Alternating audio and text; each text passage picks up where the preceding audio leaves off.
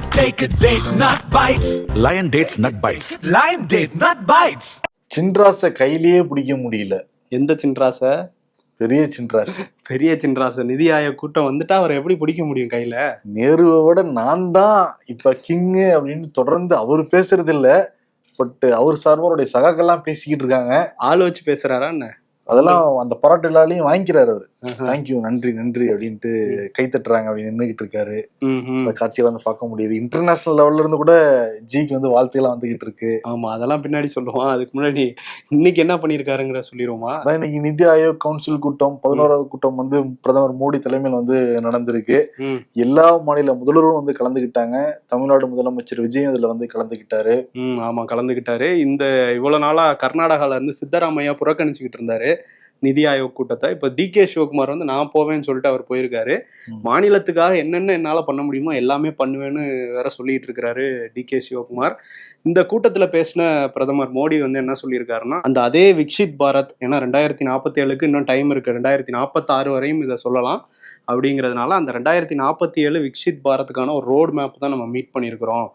அது வந்து கூட்டாட்சி தத்துவத்தின் வழியே நம்ம வந்து எல்லாம் ஒன்றிணைந்து செயல்பட்டு இந்த வளர்ச்சியை வந்து கொண்டு போய் நிறுத்தணும் 2047 இருக்காரு. அது வரைக்கும் நான் தான் பிஎம் அப்படி சொன்னாரா? அத சொல்லல. இப்பவே அவர் வந்து பல சாதனைகளை புரிஞ்சிட்ட மாதிரி தானே இருக்கிறாரு. ஆனா வந்து இந்த ஒன்னா மாநிலங்கள் மத்திய அரசெல்லாம் ஒன்னா இணைஞ்சு செயல்படணும் இதெல்லாம் சொல்றாரு. பட் அவங்க ஆளாத மாநிலங்களுக்கு ஒரு பாரபட்சம் காட்டப்படுதுங்கிறத நம்ம கடந்த காலங்களில் பார்த்துட்டு தான் இருக்கிறோம். இனியும் பார்க்க தான் போறோம். இன்னொரு பக்கம் என்னன்னா, முதல்வர் விஜய் அவர் கிளம்பி அந்த நிதி ஆயோக் கூட்டத்துக்கு போறாரு. அவர் தங்கியிருந்த அந்த டெல்லி இல்லத்துல ஃபயர் ஆயிருக்கு. அந்த ஏசியில ஏற்பட்ட மின் கசிவு காரணமாக அந்த கேன்டீன்ல ஃபயர் ஏற்பட்டிருக்கு. உடனே வந்து அணைச்சிருக்காங்க. நேத்து முதல்வர் விஜய் குடியரசுத் தலைவரை போய் சந்திச்சாரு. அப்புறம் துணை குடியரசுத் தலைவரை வந்து சந்திச்சாரு. ஆமா, தமிழ்நாட்டை சேர்ந்த சிபி ராதாகிருஷ்ணன் தானே இருக்காங்க. ஆமா, அவங்கலாம் வந்து வரவேற்று மரியாதை நிமித்தமான சந்திப்பு அப்படின்லாம் சொல்லியிருக்காங்க முதல்வர் அலுவலக தரப்புல. அதே மாதிரி அங்க ஜன்பத் நம்பர் 10 ஜன்பத் இல்லத்துல போய் சோனியா காந்தியை சந்திச்சிருக்கிறாரு. ஆமா, சோனியா காந்தி ராகுல் காந்தியை சுமார் 3/4 மணி நேரம் சந்திச்சு பேசின தகவல்லாம் வந்து சொல்றாங்க. அதற்கு பிறகுதான் இன்னைக்கு காலையில கிளம்பி நிதி ஆயோக் கூட்டத்துக்கு வந்து போயிருக்காரு. ஆமா, இதுக்கிடையில சிபிஐ தலைவர் டி ராஜா உள்ளிட்ட அந்த சிபிஐ தோழர்களையும் வந்து டெல்லியில சந்திச்சிருக்காரு. அதுக்கப்புறம் இன்னைக்கு சிபிஐல இருந்து ஒரு செய்தி வந்திருக்கு, அது அப்புறம் பேசுவோம். டெல்லியில இந்த நிதி ஆயோக் கூட்டம் வந்து முடிஞ்சதுக்கு அப்புறம் எல்லாரும் வந்து எல்லா முதல்வர்களும் நின்று போட்டோ எடுத்துக்கிட்டாங்க. முதல் வரிசையிலே டி.கே. சிவகுமார், நம்ம தமிழ்நாடு முதலமைச்சர் விஜய்க்கெல்லாம் வந்து முதல் வரிசையில இடம் கொடுத்திருந்தாங்க. உட்கார்ந்துருந்த போது லெஃப்ட் சைட்ல ரேவந்த் ரெட்டி தெலுங்கானா முதல்வர் உட்கார்ந்துருந்தாரு, ரைட் சைட்ல சிக்கிம் முதல்வர் உட்கார்ந்துருந்தாரு, தமிழ்நாடு முதல்வருக்கு ரைட் சைட்ல. ஸோ இந்த கூட்டம் வந்து ஒரு மாதிரி நடந்து முடிஞ்சிருக்கு. அதுக்கப்புறம் வந்து எப்பவும் போல இந்த நிதி ஆயோக் அப்படிங்கிறது நிதி தரப்பான நிதி விஷயம்லாம் கிடையாது. அது வந்து நம்ம நாட்டை எப்படி கிராமங்கள்ல இருந்து நகரம் வரையும் ஒரே மாதிரி வளர்ச்சியை கொண்டு வரது எப்படின்னு திட்ட கமிஷன் இருந்தது, அதை மாத்திட்டு இதை கொண்டு வந்தாங்க. அதுக்கான கூட்டம் இன்னைக்கு முடிஞ்சிருக்கு. பார்ப்போம். அன்பானவர், அசராதவர், அடங்காதவர்ங்கிற மாதிரி ஒரு பில்டப். சிம்பு இல்ல, கலக்குவேன் கட்டாங்கட்டி கலக்குவேன். அவர் வந்து விரல்ல படம் காட்டுறவரு. இவர் வந்து உலகத்துக்கே பயங்கரமா ஒரு படம் காட்டி இப்ப பாராட்டு வாங்கிட்டு இருக்கிறாரு. நம்ம ஏற்கனவே சொன்ன பிரதமர் மோடி தான். அவர் வந்து என்ன, அவரை யாரு இப்படி புகழ்ந்திருக்காங்கன்னா, அமெரிக்க அதிபர் டொனால்ட் ட்ரம்ப் தான் ஒரு பதிவு போட்டு இத்தனை வருஷம் ஆட்சி செஞ்சிருக்கீங்களே சூப்பர்னு வாழ்த்துக்கள் சொன்னது மட்டும் இல்லாம அவர் ஒரு அன்பார்ந்தவர், ஒரு அறிவார்ந்தவர், ஒரு வலிமை மிக்க தலைவர் அப்படின்லாம் பேசியிருக்காரு. இந்த வெற்றி பத்தாது, இன்னும் நீங்க வெற்றி பெறணும், நான் தான் 2 வாட்டி தான் இருக்க முடியும், நீங்க எவ்வளவு வருஷம் வேணா இருந்துக்கலாங்கிற மாதிரி நீங்க இன்னும் மேலும் பல வெற்றிகளை குவிங்க அப்படிங்கிற மாதிரிலாம் கமாண்ட் இருக்காங்க. பட் இதெல்லாம் ஓகே. பெஸ்ட் ஃப்ரெண்ட் வாழ்த்து சொன்னாங்களா? அவங்களும் சொல்லியிருக்காங்க. யார சொல்றீங்க நீங்க? நீங்க யார சொல்ல வந்த? அவங்களும் சொல்லிருக்காங்கட்டு. இங்க இந்தியால உள்ள பெஸ்ட் ஃப்ரெண்டா இல்ல ட்ரம்ப் எடுத்தீங்கன்னா யார கேட்க போற? ஓ, இட்டாலியில வந்து மெலோடி அவங்களா சாக்லேட் தான் கொடுக்கல, வாழ்த்து சொல்லிட்டாங்க. என்ன சொல்லியிருக்காங்கன்னா, இந்த மாதிரி நம்ம ஸ்பெஷல் ஸ்ட்ராட்டஜிக் பார்ட்னர்ஷிப்பை இன்னும் முன்னெடுத்துட்டு போவோம் அப்படின்லாம் சொல்லி வாழ்த்து சொல்லியிருக்காங்க. இன்னொரு நண்பர் இருக்காரு, அவர் வந்து சர்ச்சைக்குரிய நண்பர். யாருன்னா இஸ்ரேலோட பிரதமர் நெதன்யாகு. அவர் பயங்கரமா வாழ்த்தெல்லாம் சொல்லி பெரிய அவர் ஒரு செய்தி தொடர்பாளர் மாதிரி பேசிட்டு இருக்கிறாரு பிஜேபிக்கு. ஒரு 140 கோடி மக்கள் வாழ்ற நாட்டை வந்து முன்னோக்கி கொண்டு போய் பொருளாதாரத்தோட உச்சத்துல நிறுத்தி இருக்கீங்க அப்படின்னு இருக்கிறாரு. பொருளாதார உச்சம், நீ வந்து பாத்தீங்க. ஆமா, அதுவும் 25 கோடி மக்களை வறுமையில இருந்து மீட்டு வெளியே எடுத்துட்டு வந்திருக்கிறாரு பிரதமர் மோடி.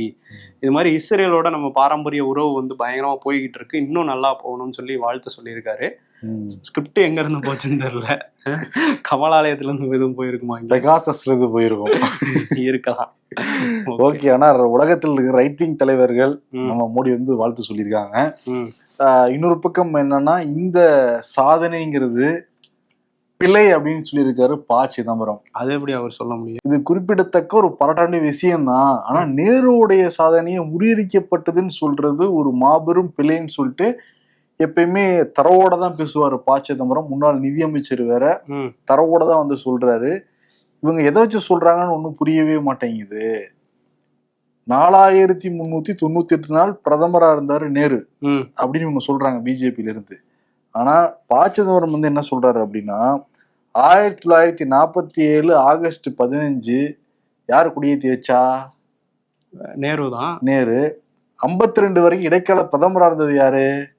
நேரு தான். அப்படி பாக்குறப்ப 1947 ஆகஸ்ட் 15 இருந்து 1964 மே மாசம் 27 வரைக்கும் பிரதமரா இருந்தவர் ஜவஹர்லால் நேரு தான். அப்படி பாக்குறப்ப 16 ஆண்டுகள் 286 நாட்கள் வந்து வருதான். மொத்தமா பாக்குறப்ப 6130 நாட்கள் வந்து வருது. அந்த எலெக்ஷனுக்கு முன்னாடி இருக்கிற டைம் பாக்குறப்ப 40 இருந்து 52 வரைக்கும் பாக்குறப்ப 4 ஆண்டுகள் 8 மாசம் இருக்கு. இத வந்து கழிச்சு கட்டிட்டு தான் பிஜேபி ஒரு அஜெண்டா வந்து வெளியிட்டு இருக்காங்க. அவங்க மக்களால தேர்ந்தெடுக்கப்பட்டு இருந்தவரு ஈக்குவல் பண்ணிட்டாருல, தாண்டிட்டாருல. அதுக்கு என்ன சொல்றாங்க அப்படின்னா, 1952 ஆகட்டும், 57 இருக்கட்டும், 62 இருக்கட்டும், மக்களால் தேர்ந்தெடுக்கப்பட்டு பெரும்பான்மையோட ஆட்சியை கொடுத்தவரு.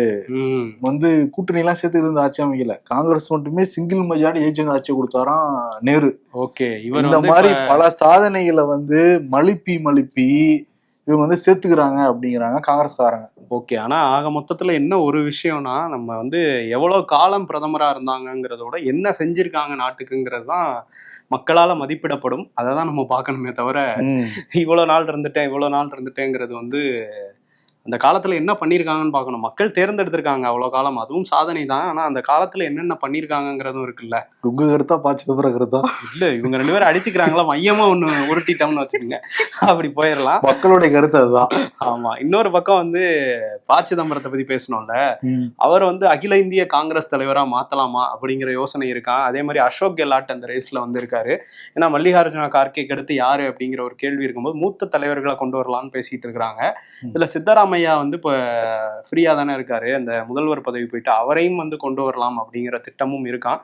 இந்த 3 பேர்ல யாராவது ஒரு ஆள் இருப்பாங்க அப்படின்னு சொல்றாங்க.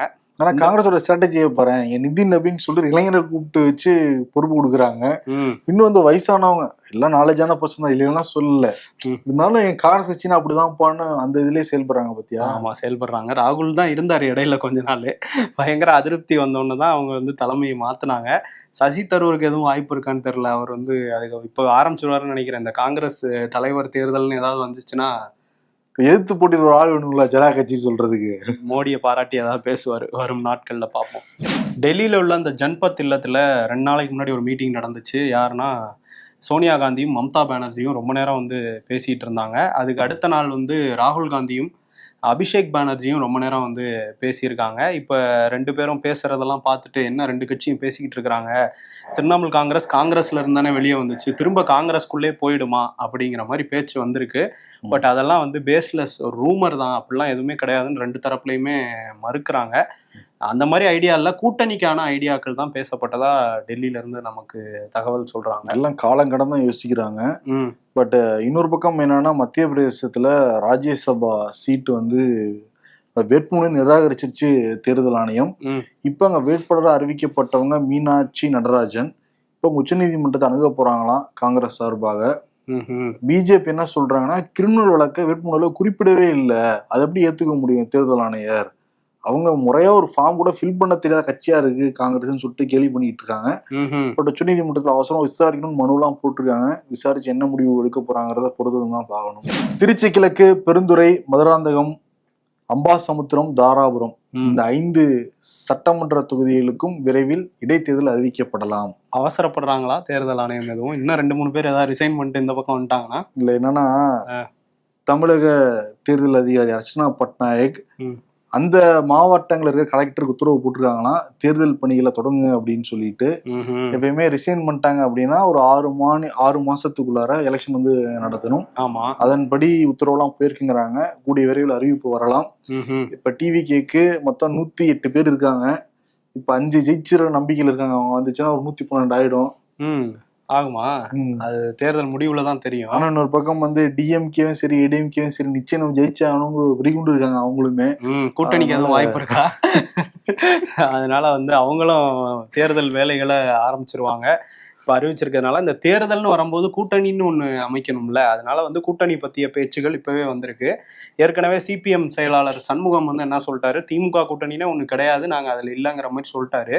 இப்போ சிபிஐயோட மாநில செயலாளர் வீரபாண்டியன் அவர் என்ன சொல்லியிருக்காரு அப்படின்னா, ப்ரெஸ் மீட்டில் இந்த மாதிரி திமுக கூட்டணியில் இப்போ இருக்கிற சூழலில் இருக்க முடியாது, நாங்கள் இல்லை அப்படின்னு வந்து சொல்லியிருக்காரு. அதே நேரத்தில் நாங்கள் வந்து அதிமுக திமுக எப்படி ஒரு ஜனநாயக சக்திகளோ அதே மாதிரி தான் தாவேக்காவையும் ஒரு ஜனநாயக சக்தியாக பார்க்குறோம். எங்களோட எதிரிங்கிறது ஆர்எஸ்எஸ் பாஜக தான்.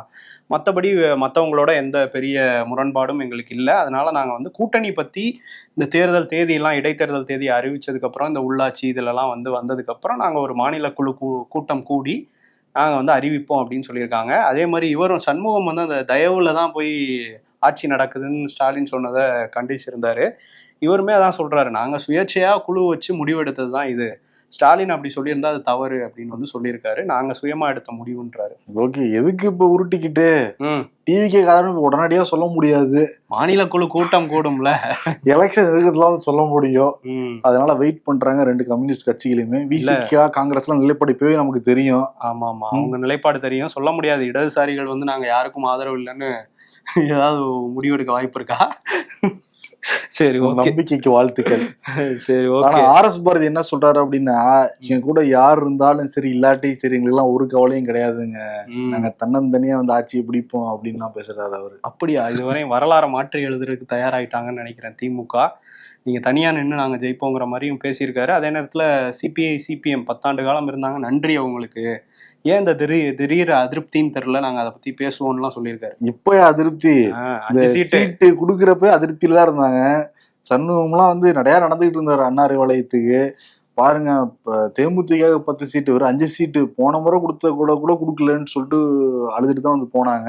ஆமா, அதே மாதிரி திடீர் அதிருப்தி அப்படிங்கிறாரு ஆர்எஸ் பாரதி. ஆமா, சில தொழிலாளர் நல பிரச்சனை அதெல்லாமும் வந்தது. அதே மாதிரி ஆணவ படுகொலை தனிச்சட்டம் இதெல்லாம் வந்து திமுக வந்து பண்ணவே இல்லைங்கிற ஒரு அதிருப்தி வந்து அந்த கூட்டணி கட்சிகள் கிட்ட இருந்திருக்கு.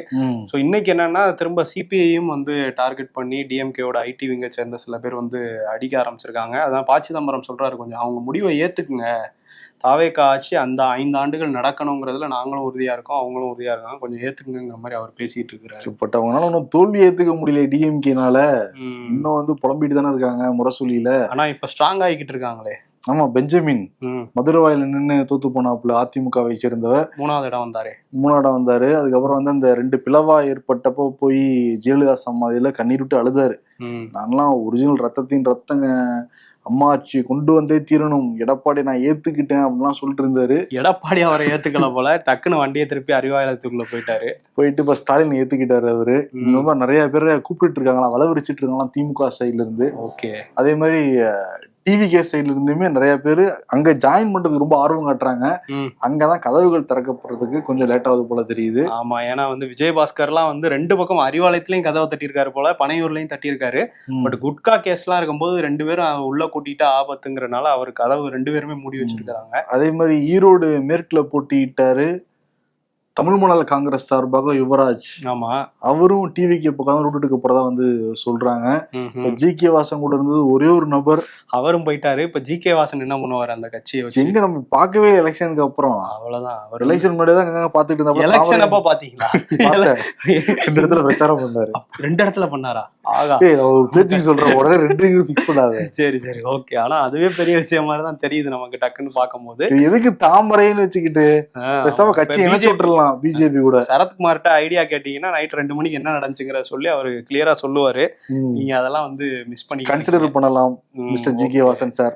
சரி, இன்னொரு பக்கம் வந்து அந்த ஸ்ரீவைகுண்டம் ஏற்கனவே நம்ம செய்தியில வந்து போன வாரம்லாம் பேசியிருந்தோம். அங்க வந்து தாவேகாவை சேர்ந்தவர்களே ஒரு பெண்ணுக்கு வேலை வாங்கி தரதா சொல்லி கூட்டிட்டு போய் பாலியல் வன்கொடுமை செஞ்சிருந்தாங்க. முதல்ல உங்க கட்சியை பாருங்கன்னுலாம் சொல்லியிருந்தோம். முதல்வர் விஜய் வந்து அதில் நடவடிக்கை எடுக்கணும்னு எதிர்க்கட்சிகளும் சொல்லியிருந்தாங்க, கூட இருக்கிற ஆதரவு கொடுக்குற கட்சிகளும் சொல்லியிருந்தாங்க.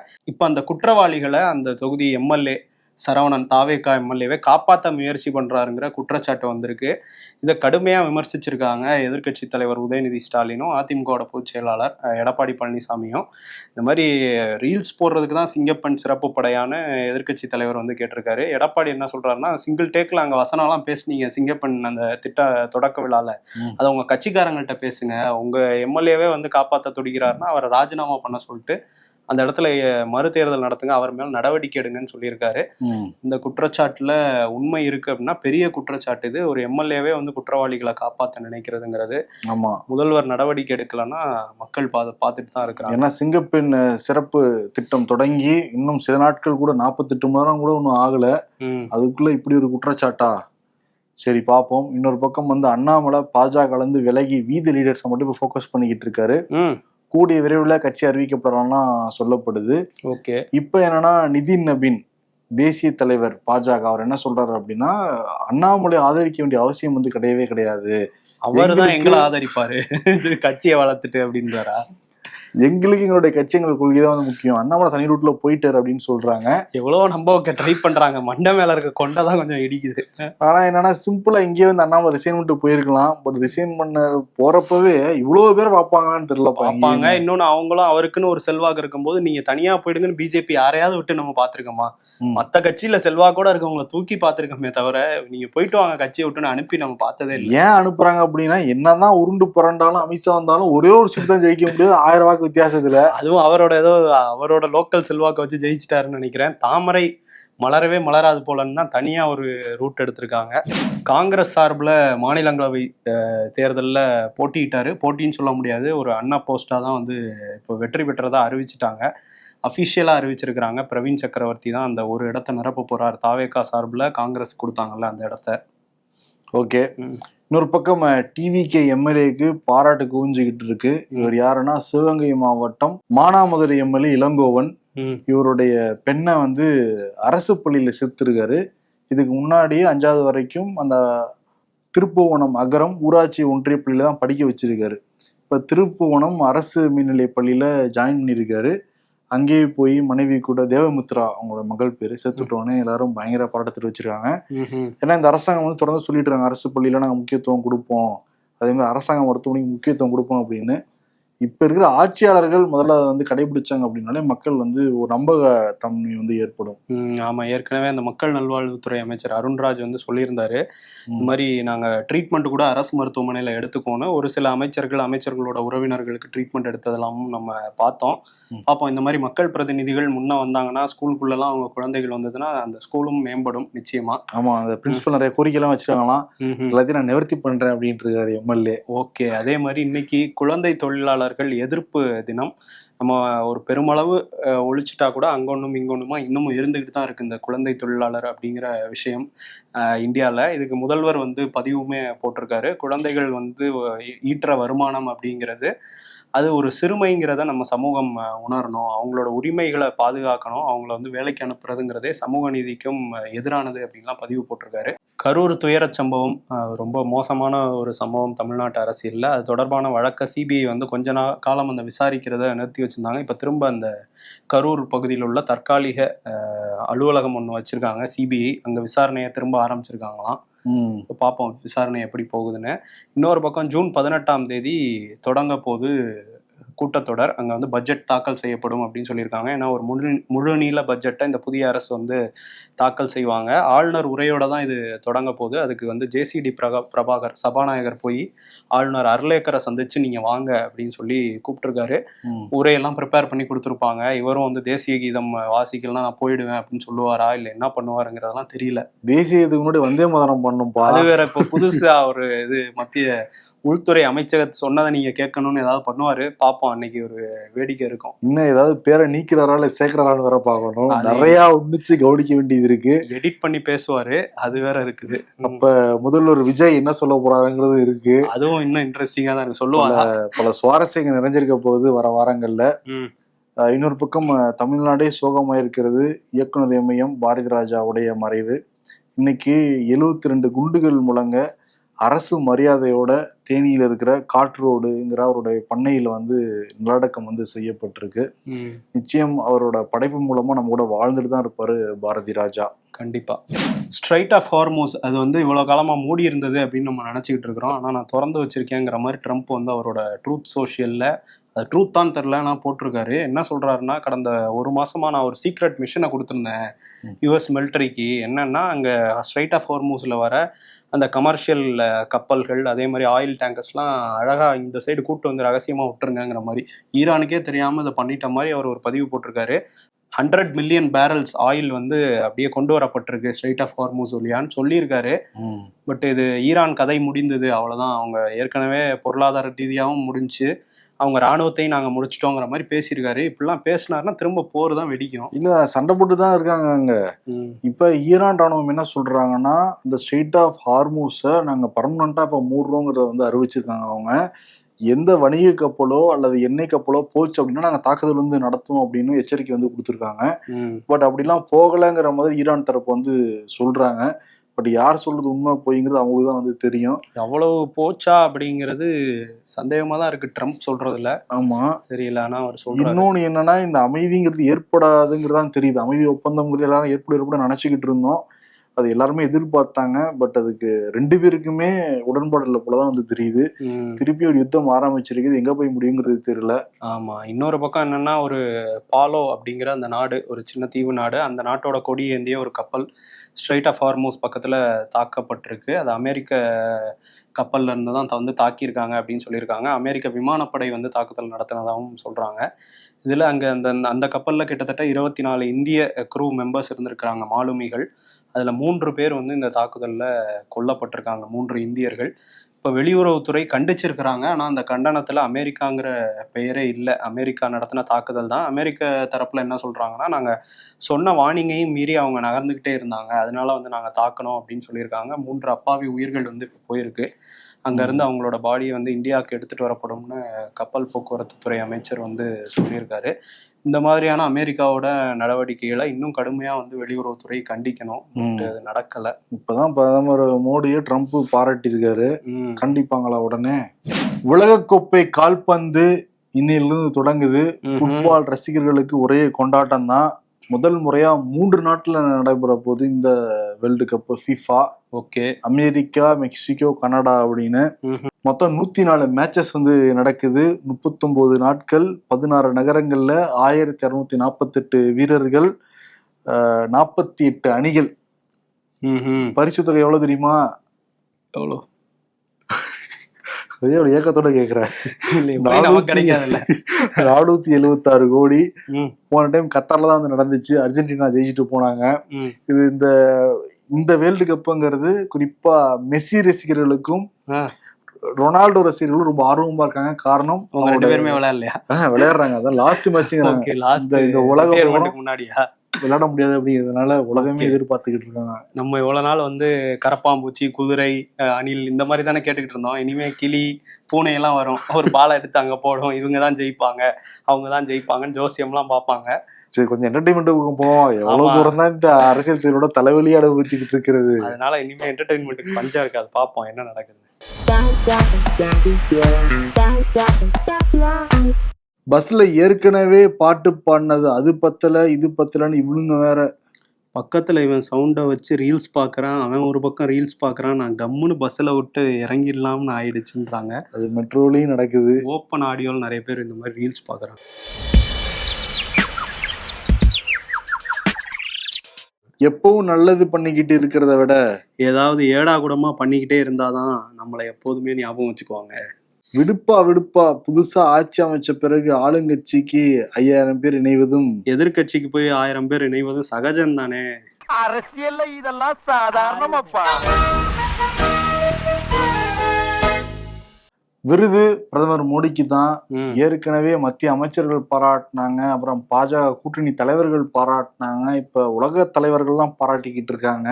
ம். பிரதமர் மோடியோட நிலைப்பாடுன்னு பாக்குறப்ப எனக்கு எதுக்கு இப்ப பாராட்டு விலை, கடமையைத்தான நான் செஞ்சேங்கிற மாதிரி அடிக்கிறாரு அவரு. அப்படி என்ன பண்ணிட்டேன், டிமானிட்டைசேஷன் பண்ணியிருக்கேன், இந்த மாதிரி ஒரு 4-5 இதை சொல்லுவாரு. தட்ட சொல்லியிருக்காரு, இந்த மாதிரி சில விஷயங்கள் தான் நான் சொல்லியிருக்கேன். டாலர் மதிப்பை கொண்டு வந்து 100 ரூபாய்க்கு நிறுத்தியிருக்கேன், இதை விட என்ன சாதனை வேணுங்கிற மாதிரி அவர் ஒரு ரியாக்ஷன் கொடுக்குறாரு. பட் காங்கிரஸ் தரப்பு எங்க சாதனை கிடையாது, ஏமாத்திட்டுறாங்கன்னு இவங்க சொல்றாங்க. பட் மோடியோட ரியாக்ஷன், நான் எனக்கு எதுக்கு பாராட்டு இல்லை, நாட்டு மக்களுக்காக நான் உழைச்சிக்கிட்டு இருக்கேன், இன்னும் உழைப்பேன் அப்படின்னு தான் அவர் சொல்றாரு. விக்சித் பாரத் 2047 அடையாம விட மாட்டேன் அப்படிங்கிறாரு. ஆமா, அதனால அவருக்கு வாழ்த்துக்களை சொல்லிடுவோம். வாழ்த்துக்கள் மனமார்ந்து நம்ம சொல்லலாம். 242, அதாவது என்னது 242 2047க்கு வந்து சொல்லிக்கலாம். அவர் வெற்றி அடைய அவரோட எண்ணங்கள். நன்றி. Take it, date not bites. No added sugar, preservatives இல்லாமல் dates, பாதாம், பிஸ்தா, cashew and honey கொண்டு தயாரிக்கப்பட்ட Lion Dates Nut Bites. Lion Date Nut Bites.